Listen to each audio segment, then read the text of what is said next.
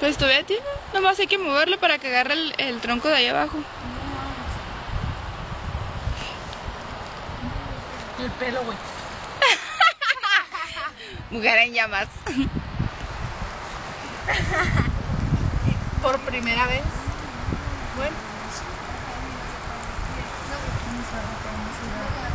Y ese leño lo cortamos nosotras. Bueno, lo encontramos por ahí.